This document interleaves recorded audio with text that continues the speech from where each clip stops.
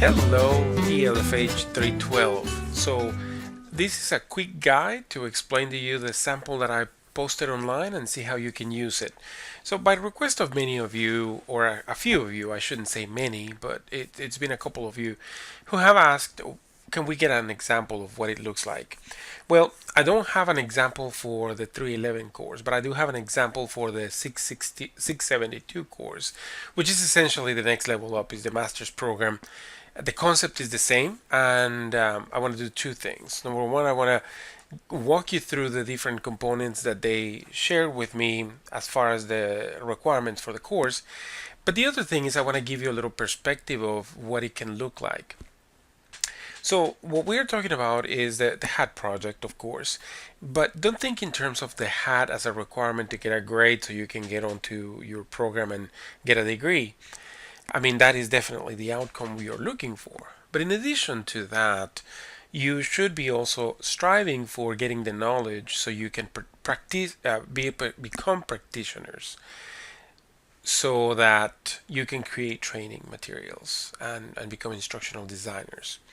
So what I have here on my screen right now is the different deliverables from Casey Clayton. She was one of my students back in 2015, and she did the instructional design course, the 672. So it's a little more elevated. But again, I'm showing you this not to tell you you have to do it exactly the same, which is exactly the mistake many people make, but instead is to give you an idea of what the materials should allow me to do. So the very first thing that I'm going to show you is how it was a little bit more elaborate, the setup for the project. The first one is the design document. The design document, I gave them a format that they could use. That is definitely like a master's level course, but over what we have done is similar. It just has less content. Essentially, this document is set up so that it can automatically be used out in the industry. It's non-proprietary, and I designed it with a couple of other instructional designers, and then I gave it to my students in the class, and then she went ahead and used it. So I'm giving you a final product, what you can see, and of course, this is just a video that will show you the overlay of the documents, but you will have time to peruse the materials. Please don't distribute the materials, but definitely take a look at the materials and study them and get the best you can. Again, the intent is not for you to replicate exactly the same, but just to get an idea of what a professional training or learning and development professional should do in designing a learning solution. So they go on to explain the business need. They have also the client satisfaction criteria, which we don't have that in our current HAT project, and that's okay. The learning solution, we go over the business outcome, the key performance indicators or KPIs, essentially what the learner is going to be able to do in the workplace as a result of the training. And then the performance targets, which is essentially the items that we are going to evaluate them. This helps us inform that learning strategy, or essentially the evaluation strategy. But again, we don't have to do that in 312. So rest at ease. I just want you guys to be aware of what it's in this document. Then we talk about the context analysis, which essentially they label as training environment. Here's talking about what the training is going to be set up as, what materials are going to be needed. It doesn't talk about the work space, so that's a little different in this document, but you do have that in your context analysis. Then we move on to explain what the deliverables are going to be. So this person, during this course, we did take the time to explain what is it that I'm going to do. So think of it as a contract. This document is essentially telling the client in real life what is it that they are going to get as a result of this engagement with the learning community of the company.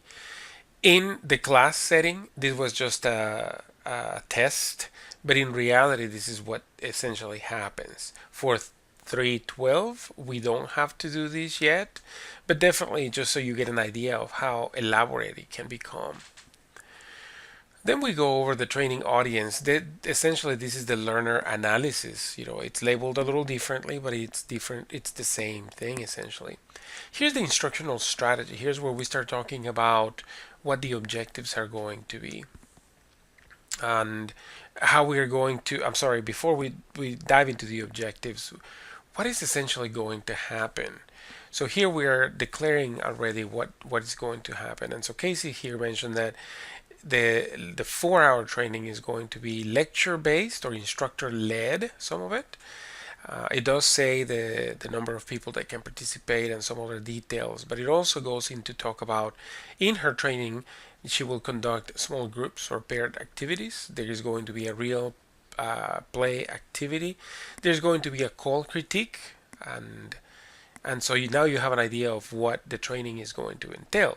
Some of you did that in the current class, but again, it's not a requirement. It's just so you guys can extend your knowledge. As far as the content, so here's essentially this is what the task analysis is going into. She explained the prerequisites and then she went into the outline.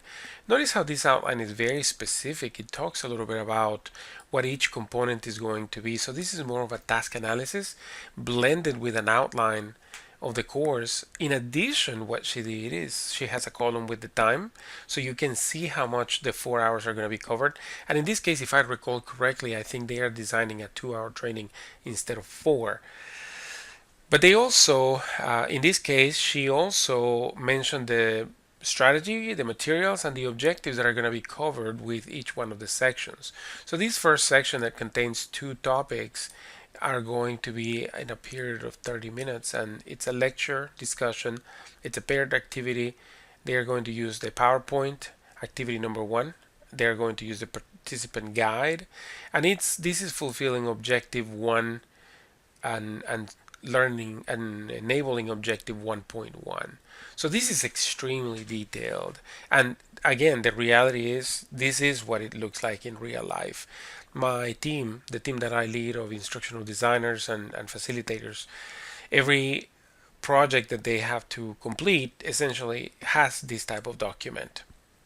So it gets pretty elaborate, and this has to be done in a matter of half a day, at most a day, and then we go with the client and we get an approval from them or an agreement of what we are outlining and what the objectives are going to be and how we intend to spend the time on the learning solution. So you can see that more of the same, different blocks of time take different time chunks, and it talks about what is going to be used and what objectives are going to be targeted. So once we have done the task analysis and the outline of the course, she moves into the implementation plan. You don't have to do that in this case, but for the instructional design course, we do need to talk about how is she going to, or how is the training professional going to execute the implementation of the training. And so here we get to talk about, or she gets to talk about the instructional designer, what he or she will do, the observation with the trainer, and the level 1s and level 2 feedbacks, etc. of the pilot version. So this is walking step by step in terms of how the instructional designer is going to launch this initiative. Again, you don't have to do that, but she has it. The maintenance plan, and then the measurement. Here is your level, your strategic evaluation plan. This is very similar. Now she's got it broken into this format, which is fine, and some of you have done that as well. Notice how she's doing the 4 levels, and of course, I'm just reading real quick here. There's a level 4 which that caught my attention. I do remember having this conversation about it because some of you remember that I talked about how level 4 is very difficult to achieve in terms of the return on investment. It's doable, it's just difficult to achieve. There's a client or stakeholder satisfaction, how it's going to be measured, how it's going to be attained. And then, of course, she gets into the approvals, which is the end of this instructional design document. So the next thing I'd like to show you, as you can see here on the list, there is the facilitator guide. Somebody asked me, is that facilitator guide a requirement? Well, technically not for ELFH 312, but definitely it's something that, oh, I'm sorry, this is the expectations. Definitely, it's something that the more we do it, the better it's going to be as far as a deliverable. So what I'm showing you on my screen is the facilitator guide. Again, somebody asked me if you need to do that, and my response was very ambiguous in terms of it really depends. But the reality of it is it's not necessarily a requirement, but it is a requirement so that you can ask somebody else to run your course, unless you put your instructions on a napkin. I don't know. Some people have put the instructions on how to facilitate in the PowerPoint, but think about it. If you're running the PowerPoint, how can you read the notes and how can you facilitate that way? And then you would have extensive notes. So look at this facilitator guide. It's talking about the background and how to set it up. This is for the instructor, for whomever the facilitator is. And this is what I was talking about in terms of if you hand your project to someone, how are you going to tell that person to run the project based on what you thought for designing it? It talks about the audience, it talks about the rationale, the audience, the learning objectives, the delivery requirements, the classroom setup. This is extremely useful information. And again, this is the facilitator guide, so they can get prepared for it.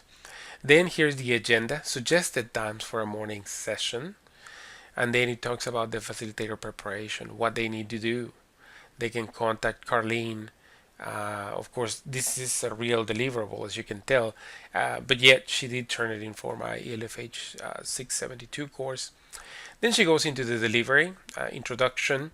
So this is essentially what the facilitator guide is going to use, the script, so to speak.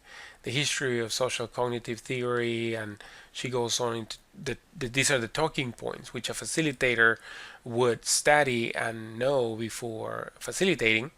Then the facilitator, him or herself, can make notes of reference and then moves to the next point. Notice something. This is a very elegant way of doing it. As she's talking about what topic is going to be addressed, for how long, she's talking about what materials the facilitator should leverage. In the PowerPoint, slides 4 and 5 relate to these topics. In the participant guide, pages 2 and 3, chart paper, and the whiteboard. And this is covering the first objective, terminal and enabling objective. So then there are the talking points, something to do. I recommended that she labels this so that the facilitator knows that this needs to happen. In addition to, this is not a talking point, this is more of an action for the facilitator. Then of course the first activity, participant guide, we'll look at that in a second, but that's on page 3. And then here's the instruction for the facilitator, what they need to do. You will see then what the participant will see, and so on and so forth. So you can continue to peruse this, but essentially that is the format. So let me take you now to the participant guide. So that was essentially the reason why the facilitator guide is needed, so that you can get a ground in terms of what needs to happen. Now this is for the participant. So the participant will get this booklet, and essentially it's a little bit of two. Information, so they are communicating the session rationale, what the learner is going to get out of it. The WIFM, what's in it for me, essentially, what they will take away from this session, or at least what they expect to get out of this session. The performance expectation too, it's really good, and check this out here. An average of 85%. So this is the essentially what they are going to hope to get from the level 2. And notice how the enterprise goal is to have all coaches achieve an 85%. So this is really a benchmark based on the business, not just because I came up with it or the instructional design came up with it. The participant is also going to get a copy of the agenda in their participant guide, so they don't feel too lost in terms of what they should expect and the times. Of course, depending on the facilitator, they will probably say how much they are going to stay on track or how much they are going to deviate from the timings, but this is helpful. And then they get into the first part. Notice how the participant guide in this case is only meant for the person to take notes and also make some references. Notice that Carlene went ahead and she used some of the graphical representations. You will see those in the PowerPoint. And so the intent for her was that as the participant, saw the dialogue or saw the graphic on the screen and listened to the facilitator, they could then process the information and then make their own notes as to what that means. The triadic reciprocal determinism. So that's a very mouthful phrase. There is the first activity. There is actually no instructions, and that was part of my feedback to her. The activity pages should have some kind of reference instructions, because otherwise you are asking the participant to relay on the instructions given by the instructor. And if the instructor gives instructions at the moment that the participant is not paying attention or is distracted by something or is getting a sip of water, etc., they are not going to remember what it's needed to do. And so here's where we have a lot of challenges with activities. What is it that I'm supposed to do? Confusion sets aside, and the focus is not there. And so this is a very long activity, and then they get into the processes of goal realization. So they have a few fill in the blanks, but notice how she started to give them little nudges in terms of what they are going to do in each section. So the purpose, as the facilitator goes on, is to guide the participant into processing what self-observation is. And so for the participant, with their own words, they are going to check in here or record what is it that they interpret by that. So this is a very high-end form of participation, which is okay, depending on your audience. Remember, if the audience is more basic, then you probably want to give them a little bit more. And so here you can see another display where the critical components of a stress management conversation is a little bit more elaborate, and of course there's still space for the participant notes. And so you get the gist of it. So you can keep going. Here's another activity. This one does have more instructions, etc. So that is the participant guide, and you can get an idea. There is a call rubric. So this is a role play, if I'm not mistaken. So they're going to listen to something, and they have to do some grading.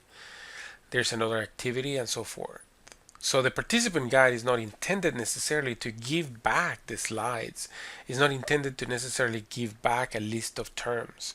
But it is going to be whatever you want it to be as instructional designers. So as long as this participant guide does help the participant have a successful experience in the training.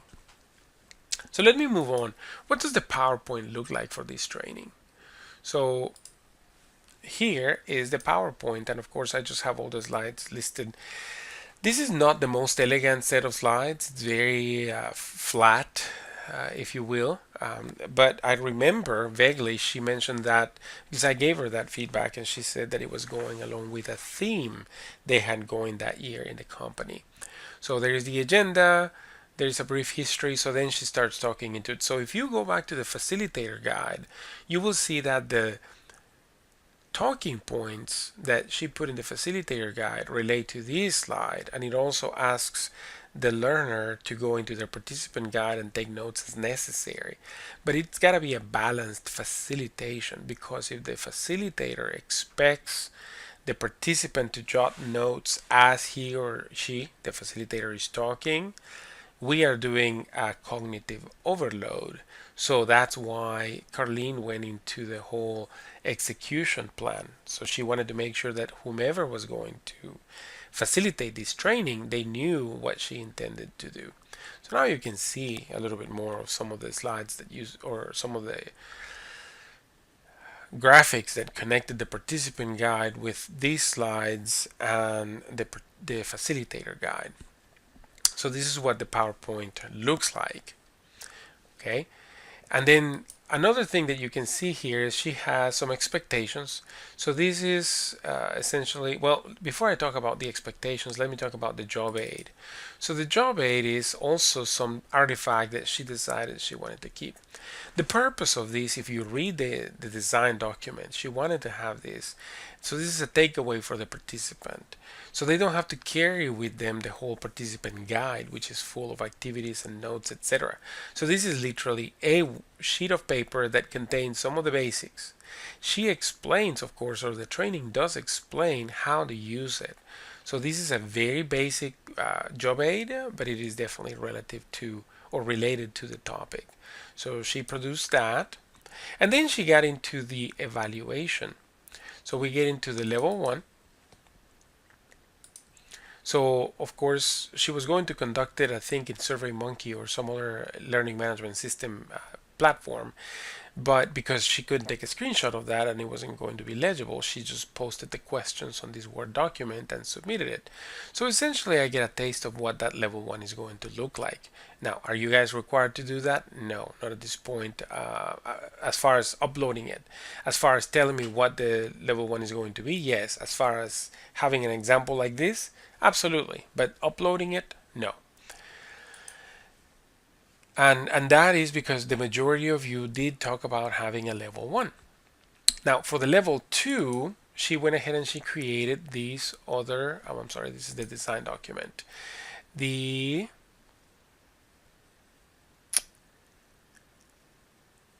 manager expectations. That's right. So this one is essentially something she produced for the managers, so they can use it for that level 3 evaluation. So very simple, but it does have guidance. Here's the rubric of the stress management conversation, and it's asking, of course, she has instructions on how to use this. But my point is the deliverables that she had for this project were very in tune in relation to her project. So as I close this demonstration, please remember, I will make these documents available for everybody to review. I do want you to take a look at them, but I do need you to remember these documents are for a graduate course. So most of what you saw is very detailed, and that's not necessarily my expectation for you guys, but I wanted you guys to understand what is actually the professional look of something that we are learning to do. So right now we are going for structure. We're not going for the elegance of the deliverables yet, but of course, because you already do good work where you work, I hope that you do turn something elegant in without necessarily these guardrails that I showed in this particular example. So I hope this helps, and if you have any questions, let me know. But again, this is just a guide. It's not listing or describing the exact expectations that I have of your work for ELFH 312. Thanks everyone, until next time.